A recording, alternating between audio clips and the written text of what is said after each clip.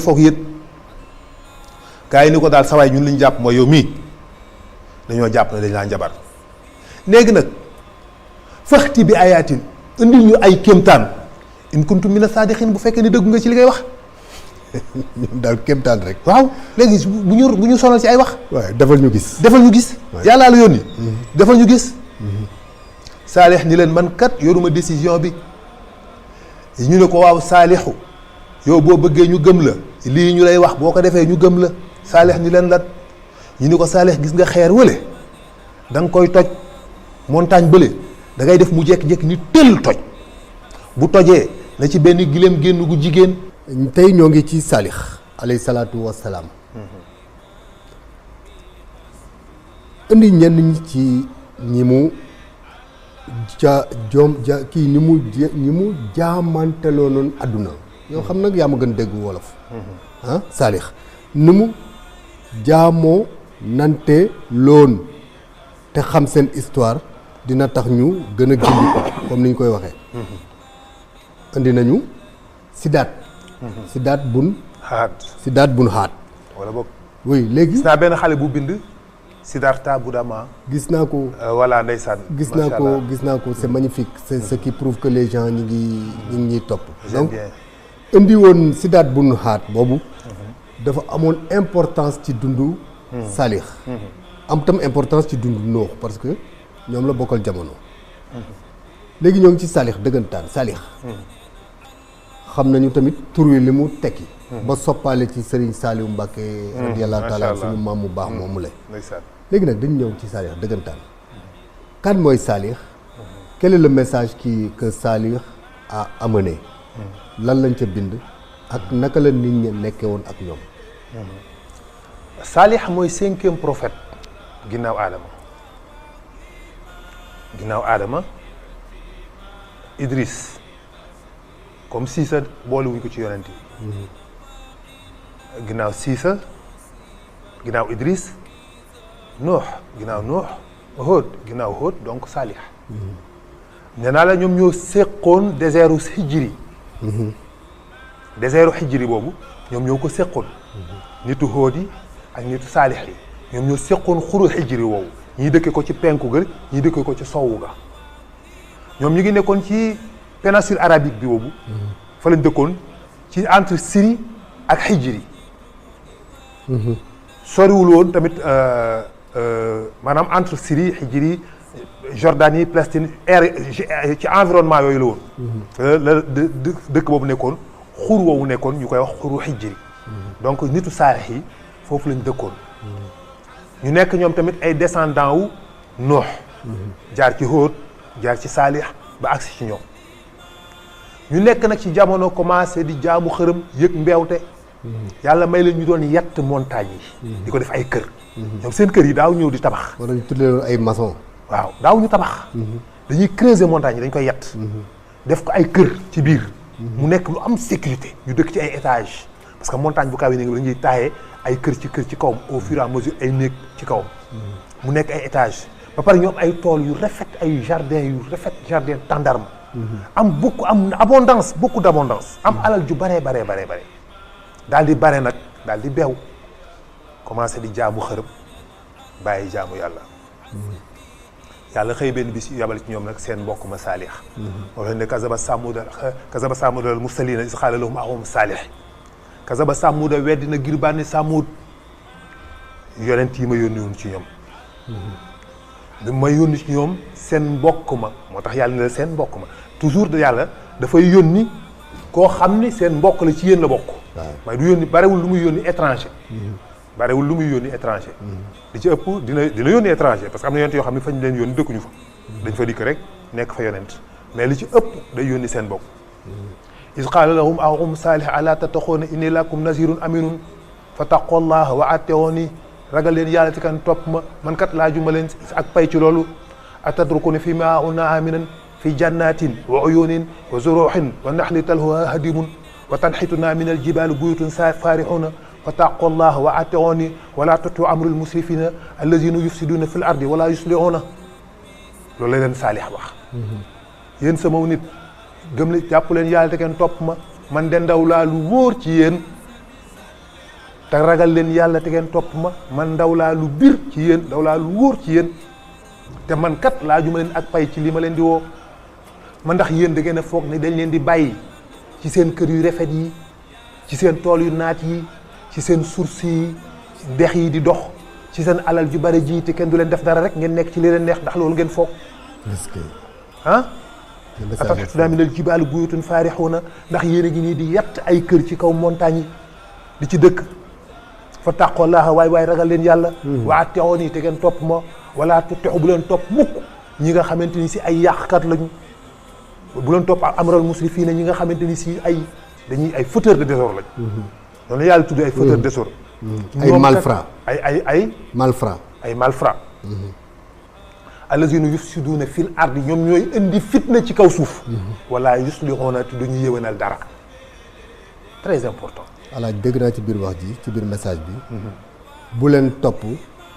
ñi nga xam ne ay yàqkat lañu ay kàccoor lañu ay malfrats lañ mooy li ma mu mel ni loolu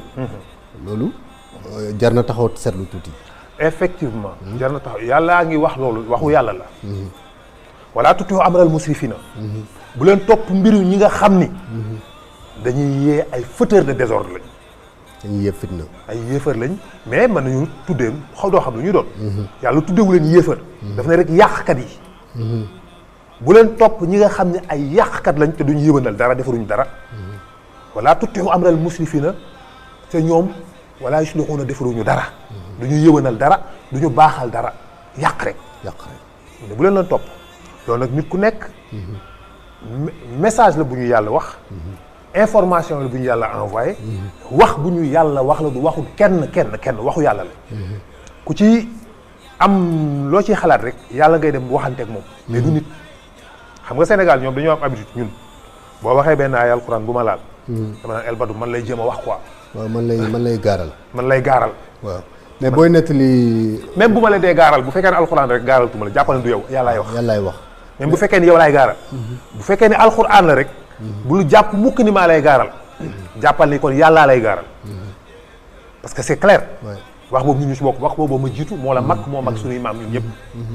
donc yàlla ni wala tutixu bu leen topp amrul musrifina ñi nga xamante ni si ay yàqkat lañu ñoom du ñu yëwanal dara te dañuy yàq rek ci kaw suuf si defaruñ fi dara te loo fi defar ñu yàqu c'est exactement le message saalix ni leen bu leen topp ñooñu fa taqawallaahu topp leen ma man mii gaa yi ni ko waaw saalix yow ma yow day ndax dangaa foog ni ñun dañuy bàyyi suñu yàlla yi ndax sa wax yow ndax ñun dañuy bàyyi suñu yàlla yi ndax say wax yow yow kat nit dong nga comme ñun nit dong nga comme ñun foofu tam jar na taxaw seetlu de alaaj nañ fa taxaw tuuti très important nit dong nga comme ñun nit yàlla moo koy gindi téere moo koy gindi wala nit ni moom moo koy gindi ok yàlla du yónni ay jinne bu fi ay kaña nekkoon mu yónni ay kaña ca ñoom bu fi ay jinne nekkoon mu yónni ay nit ca ñoom bu fi ay malaaka nekkoon mu yónni ay malaaka ca ñoom mais ay nit lañu ay nit lay yónni ci ñun du yónni ci ñun malaaka du yónni ci ñun jinne kon nit mooy gindi nit léeg-léeg da ngay dégg jamono ñaan waaye yéen sëriñ yi ngeen topp ay nit dong lañ comme ñun waaw mais effectivement yéefar yi ñoom tam loolu lañ doon wax naan yonent yi yéen ay nit dong ngeen comme ñun mais fokk nit la yàlla di gindee ndax yàlla du wàcc asamaan si dikk la gindi nag da koy jaar ci benn jaamam rek mu dikk xamal la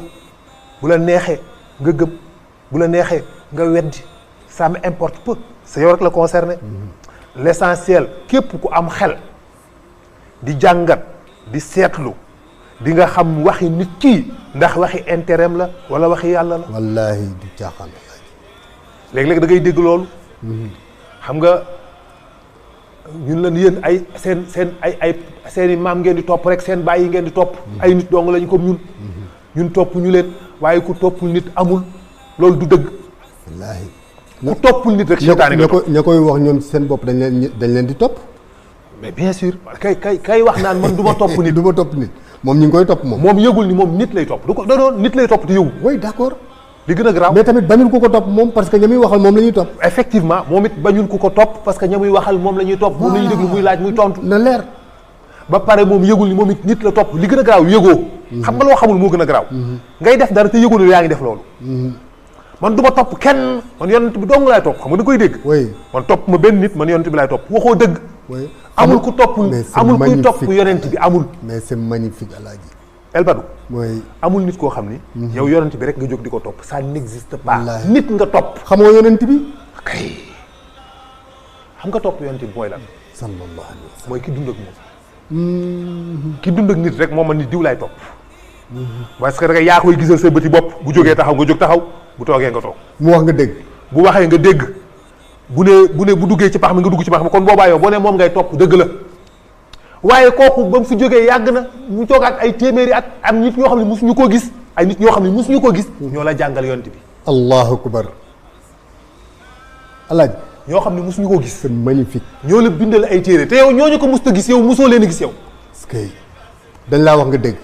waxuñu la nga dégg da nga fay fekk kayit wu ñu bind. moom laa wax. waaw ñooñu c'est-à-dire yow ñi ngay wax ne du ñu leen topp yow ñooñu ñoo la bindal yonent bi ñoo la digtal yonent bi ñoo la ni fii la jaar ñoo la ni lii la def ñoo la ni kii mooy baayam ñoo la ni fii la jugee ñoo la ni fii la sosoo. exactement ba nga gëm ko ba bëgg ko. mais ñooñu est-ce que da nga leen war a fetterlu. ñooña ñoom ci boppam. waaw gisuñu yonent bi yow ci sa bopp gisoo ñooña yow. allah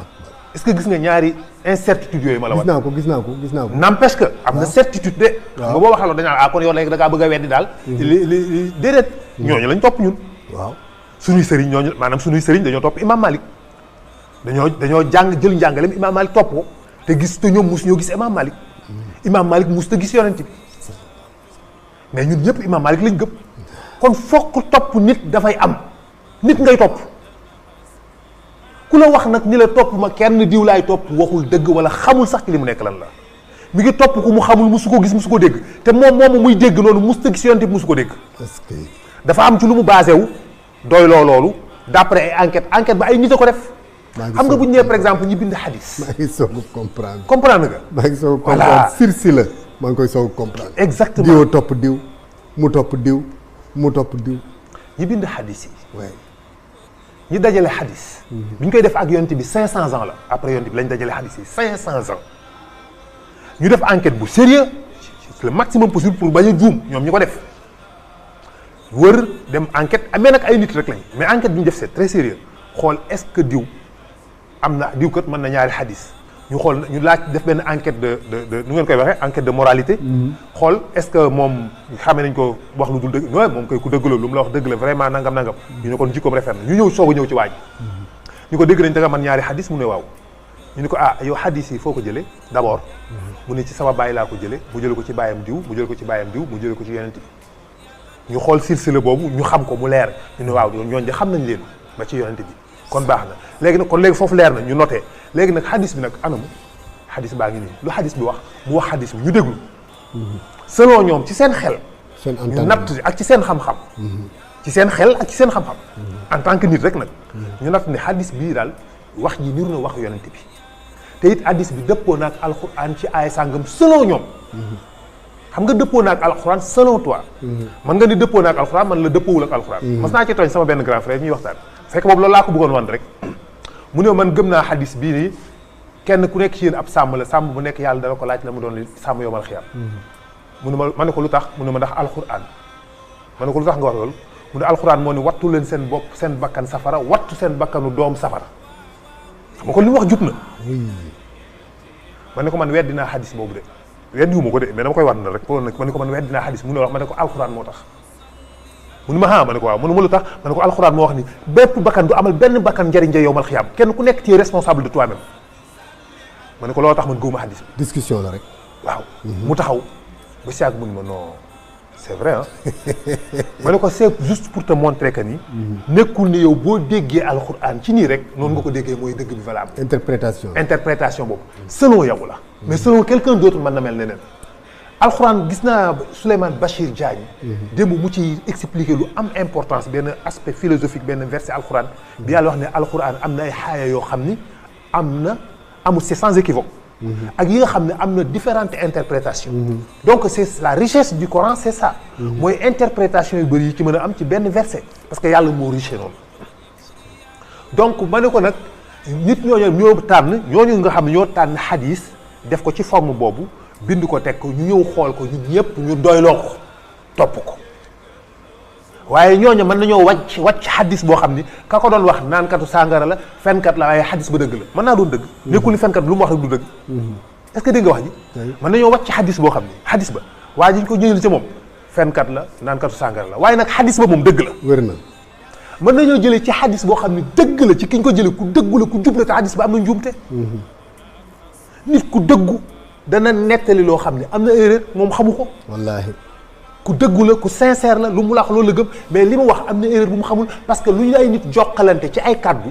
mën na changer tout à fait lu ñu jokkalante ci ay kàddu loolu mooy hadis ñiy def théâtre xam nañ loolu dañuy def benn cercle wala benn ligne ñu jël benn wax déey ko kenn ki ni ko wax bi na wër ba dellu si ñu koy déyante mais gis nga wax bi bu ñëwee ci dernière personne bi ñu ne ko wax ko ci kaw bu ko waxee ci kaw dañuy gis ni wax bi day changer complètement wallaahi est-ce que dégg li ma la wax tout est interprétation day changer déggoo li ma la wax de dégg naa baax li nga wax voilà parce que yow bi nga may wax ni may déggee du bokk ak ni ngay waxee waaye tout à fait man su ma koy joxee tamit beneen nature laa koy tout joxee dépend de la compréhension que chacune de ces personnes a ah merci bu koy transmettre da koy transmettre selon lui ni muy jàngalee à sa façon tout à fait comme koy jox da koy intercepter da koy jël selon moom ni muy déggee Tout à fait. bu koy transmettre da koy joxe selon moom ni mu ko déggee ni mu koy joxee tout à fait moo tax day am ay déformations yu tuuti te benn déformation bu ndaw rek mën a changer wax tout à fait tout à fait boo ma déewoon rek ni ma suba dama bëgg a dem marché jënd ceeb ma war ko déey keneen du ma fidèle du ma ni suba dama war a dem marché jënd ceeb comme ni nga ko waxee nee na suba day dem marché jënd ceeb keneen ki ni suba dafa bëgg a dem marché jënd ceeb tout à fait ma day changer day changer donc exact c'est ça loolu mooy li nga xamante ni moo nekk C'est moo tax magnifique. nit la ñuy topp falaa budda ñi fi mas a nekk ñëpp ay nit la ñu topp alaaji ku naan la du ma topp nit du ma topp nit man topp ma kenn yonent bi laay topp xamoo li ngay wax alaaji ndeke ne yoo daal kon suñu jege yàlla moom mooy am wasila falaa budda fala budda aux croyants craignez Allah et cherchez le moyen de vous rapprocher de lui Cherchez de le plus moyen. vous rapprocher de lui donc utal moyen le boobu. moyen boobu dafa doosi la mais bien sûr dana nekk nit dana nekk leneen mais dana nekk nit koo xam ne da nga koy jege mu lay xamal yàlla nga yëg ni kii moo la ëpp ragal yàlla rawatina nag souvent ñooñu ña ñuy weddi naan yéen nit ngeen di topp kii wax ak ka muy weddi ngay xool différence boobu léeg-léeg waa ji ni wëll taxaw di weddi naan la waaw ñun yonent bi la ñuy topp gëmuñu kenn ñun toppuñu kenn ba pare weddi ni mag mais ngay topp yow ñu la toppul sunna am sens tet maanaam li neexoon yow yonent bi ngay topp majama yonent bi lay topp nga weddi majama toppam yonent bi yow dëggal sa toppam yonent bi yow mag moomu waaw. muy weddi waaw. moom xamu ko li doon neex mu xam mag mi muy weddi li doon neex mooy mu mënoon a te dul da ko dul mën ndax xëy na amul ci dënnam sincérité buy def ci moom leer buy tax mu mën a dégg dëgg buy tax mu mën a gindeeku ci njub dëgg amu ko amul ci dënnam sincérité li ma la wax lu sew la xam nga c'est psychologique yàlla moo gën a nekk psychologue ñëpp ci àddina bi xam nga dafay wax ni yaa ayyuhal lazina amanu taqullaha wa aminu bi rasulihi na ngeen topp yàlla ak yonent bi waaye nag bu leen dëddu ginnaaw bi ngeen déggee bu leen dëddu ginnaaw bi ngeen déggee léegi boo déggee rek c'est forcé nga gëm maanaam boo déggee dëgg bu ko rejeter au plus profond de toi analyser ko boo déggee dëgg laa wax waaw bu ko mooy analyser ko même fekkee dëgg gi neexu la wala dëppoowul ak li nga gëm jàngat ko mais di nga yëg au plus profond ni lii dëgg la mais à 80% comment li ngay bañ laay def de li nga may tere kenn mënu ci dara nee nga dama brutal ni may waxee temps bi jeex na kenn mënu ci dara nee nañ ma temps bi jeex na voilà dafa jeex tàkk. noonu laa la koy waxee dafa jeex tàkk nee na ni may waxee temps bi jeex na dafa metti quoi oui donc voilà temps bi jeex na nee nañ en tout cas kon oh là là ñun ñoo ngi dugg ci paramètre bi ba mu xaw a xëy na jël sunu temps bi ci saalix waaye noonu la def maanaam nit kooka yàlla dafay wax ni wala tawalaw anhu wa antum tashma'una wala takunu kallazina xaaloo sammihna wa hum la yasmauna inna shara daawa bi ndalaay su mun bukk mun wallazina la yaquluna waaye fi ma intéressé mooy walaw allima allahu fihim xayran kon la asmaahum aspect psychologique boobu laay wax bu fekkoon ne xamoon naa ci ñoom sincérité man yàlla kon dinaa def ñoom ñuy dégg xaw ma ba xam elban bi nga mën a dégg comprendre naa dégg naa baax alaaji waaw kay c'est que gënuñu saalix de li ngay wax ni c'est très important voilà ba c'est tey le thème d'accord en réalité très bien yàlla mu ne bu fekkoon ni gis naa ci ñoom sincérité kon dinaa def ñoom ñuy dégg maanaam kon da ngay gis ni ñii mënuñoo dégg pourquoi mënuñoo dégg parce que yàlla moo leen dégguloowul lu tax yàlla dégguloowul leen parce que ñoom sincère ñu wala wàllima allaahu bu fekkoon ne xamoon naa ci ñoom yàlla xayran ñoom mbaax googu li muy bi fii mooy ku sincère au plus profond de lui-même kon alaaji da nga kon yàlla mu ne kon la asmaahum dinaa def ñuy dégg c'est magnifique kon ñooñu yàlla daf leen a tànn waaye wala wa asmaahum même su ma leen déggloowoon la tawalaw dañuy dëddu parce que sincère uñu est-ce que dégg nga wax s'il te plaît alaaji dégg naa ko waaw kay kon ñooñu yàlla tànn la waaw kay nit boo sincère oui ci ngay mën a accepter dëgg ci ngay mën a gindiko ci ngay mën a jube boo sincère au plus profond de toi-même réer kay ñàkk sincère la boo sincèreul ci sa biir xol ngay wëlbati loolu ut lay boo défendre sa bopp mais au plus profond de toi-même xam nga ni lii mooy dëgg di ko défendre avec parce que yàlla def ni li mu déggul li mu commencé laa la wax de wala tawalaw anhu wa antum tasma'una bu leen dëddu ginnaaw bi ngeen déggee wala tàkku na kalazina xaaloo sammihna ba hum fekk moom laa yasma'una bul mel ni kii wax ni dégg naa fekk déggul non je sais xam naa li ngay wax non xam naa li ngay wax fekk xaw ma li ngay wax parce que li ngay wax daf may déranger dama la bëgg a arrêter xam nga da ngay gis li ma lay wax nii dama la wax ne yàlla bu gën a nekk ci kolo ci àddina bi yow da nga accepter pour mën a pour arrêter la pour déranger non je sais non xam naa li ngay wax non xam naa li ngay wax xam nga Sénégal dañu koy def yàlla wala tàkku na kalazina xaaloo sammihna wowum too xam naa wowum fekk moom laa yasma'una dégg bokkul ak dégg naa la bu baax voilà bul mel noonu mu ne bul mel ni bokk ci ñi nga xam ne dañuy dégg naa fekk dégguñu mu ne nag fekkoon ni ñoom wala allima allahu fihim xayran bu fekkoon ni gisoon naa ci ñoom mbaax kon la asmaahum dinaa def ñoom ñuy dégg waaye walaw asmaahum da tànk jikko boobu mi ngi ci ñoom même su ma leen déggloo woon la tawalaw dañuy dëddu waxum wax ñu jóg dem dañuy dëddu ba pare jóg dem gis nga ñaari baat yooyu dëddu mooy dama la toog nii ngay wax mais tëj naa sama xol ci yow waaw waxal rek waaw d'accord non je sais non man d'accord ma ci mooy dama la rejeté ba pare ak loo mën a wax weddi naa la ba pare ak loo mën a wax du ma la gëm parce que damaa verrouillé yàlla moo tax mu hum muxriduuna bu pare nag ñu jóg nag war la ginnaaw dem boole ci la tawalaw dañ lay dëddu ba pare hum muxriduuna mooy parce que sincère ñu moo tax lépp mi ngi centralisé wu ci sincérité il faudra être sincère pour nga mën a gëm yàlla moo tax ñooñu boo leen di wax nit yàlla boobu ñu weddi naan ñun topp ñu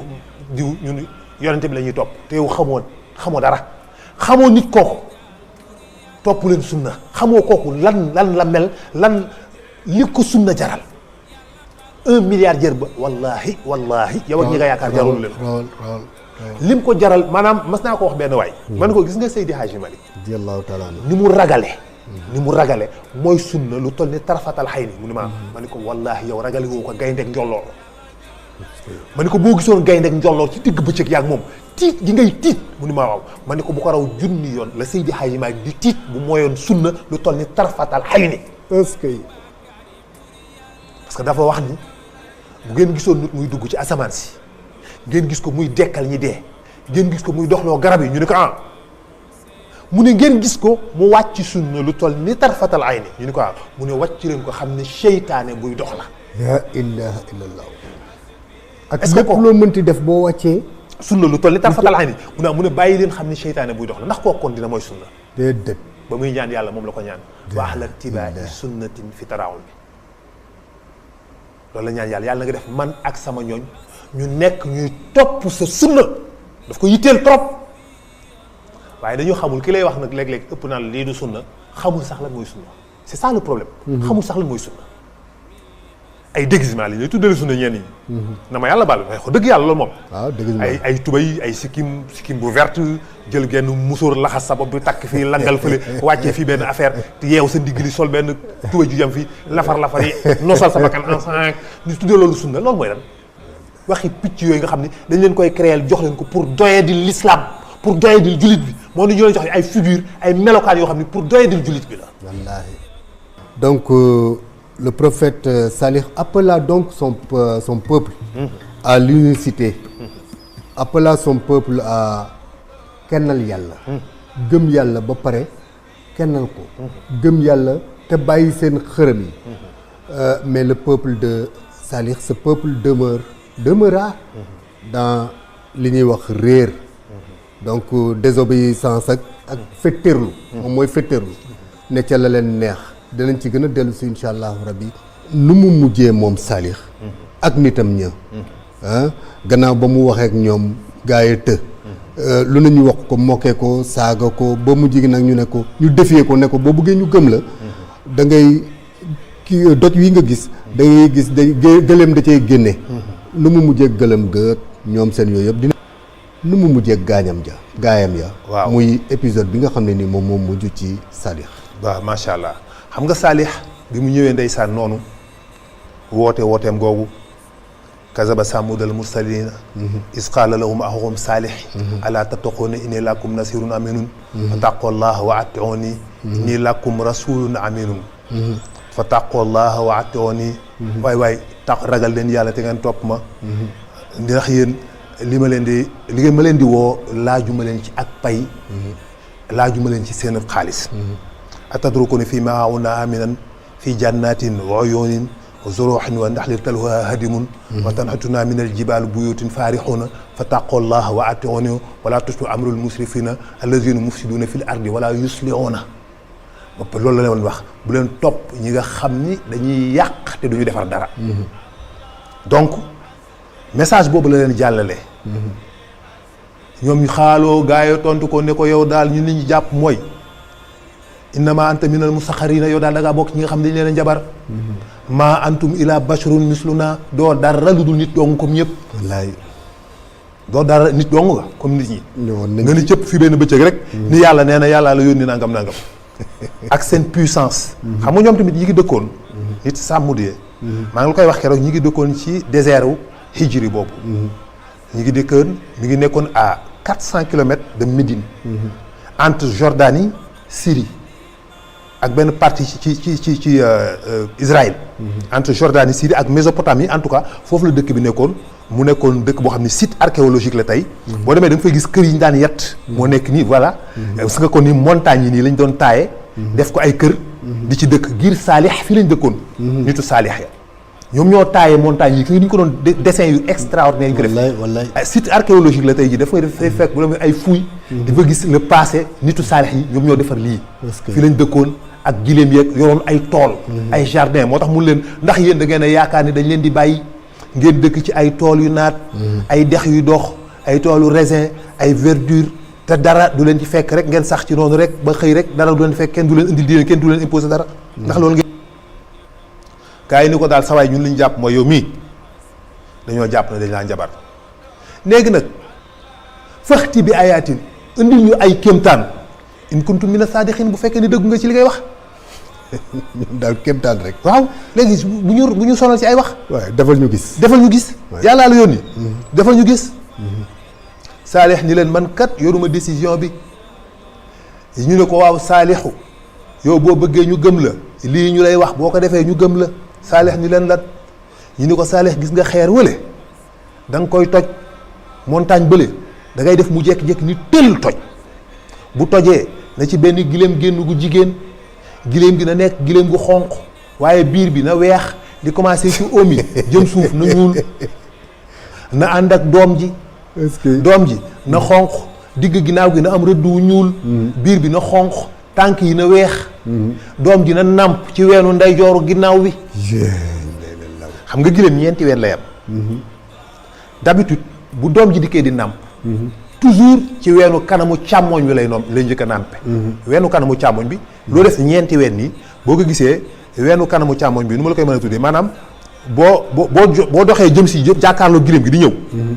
ñeenti ween yi bi lay féete sa ndeyjoor waaw boobu moom mooy weenu càmmoñ bi léegi nag bi nekk ci kanam bi féete jëm ci kanamu giléem ga boobu mooy avant bi jëm ci ginnaawu giléem gi mooy arrière bi léegi nag comme d'habitude giléem bu ñëwee ci boobu lay njëkk a nàmp ñoom ñu jox ko contraire bi ni ko na nàmp ci weenu ginnaawu ndeyjoor wa est-ce que donc loolu c'est impossible ñoom li ñu jàpp déjà montagne bu toj giléem génn ci rek mënut a nekk loolu lañu jëf Salih bëgg leen a wax ni leen yéen kat man li ngeen ma bëgg a def loo mënuma ko yàlla ni ko Salihu d'accordal jëlal sa yat wi gërëm dóor ko ci xeer wi Saalix yëkkati yat wa di ko xàcc ko ni ko ca xeer wa tay xeer wi ni tul toj